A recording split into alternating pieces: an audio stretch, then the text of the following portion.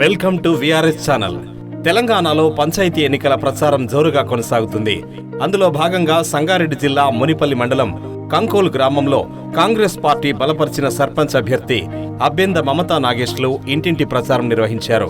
ఈ సందర్భంగా వారు మాట్లాడుతూ, గ్రామంలో మేం చేసిన అభివృద్ధి పనులు ఏంటంటే సీసీ రోడ్లు వేయించడం, డ్రైనేజీ, ప్రభుత్వ ప్రాథమిక ఆరోగ్య కేంద్రం ఏర్పాటు మరియు బాలుర వసతి గృహం, ప్యాచ్ వర్క్, బోర్లు వేయడం జరిగిందని అన్నారు. సర్పంచ్గా అవకాశం ఇస్తే మంత్రి సహకారంతో గ్రామాన్ని మరిన్ని అభివృద్ధి పనులతో ముందుకు తీసుకెళ్తామన్నారు.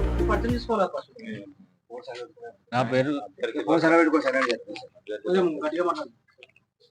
పేరు అబ్బెంద నాగేష్, గ్రామం కంకోల్, మండలం మునిపల్లి.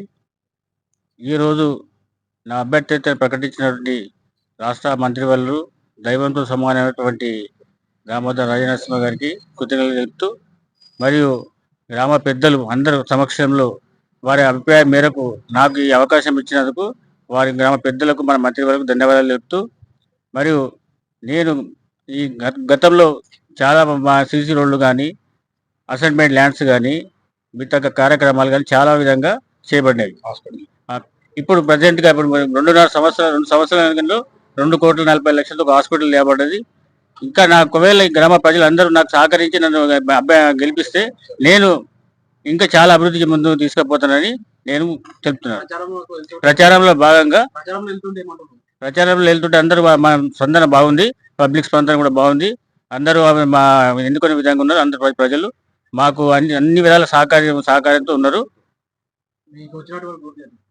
మాకు వచ్చినట్టు ఉంటే ఉంగరం గుర్తు.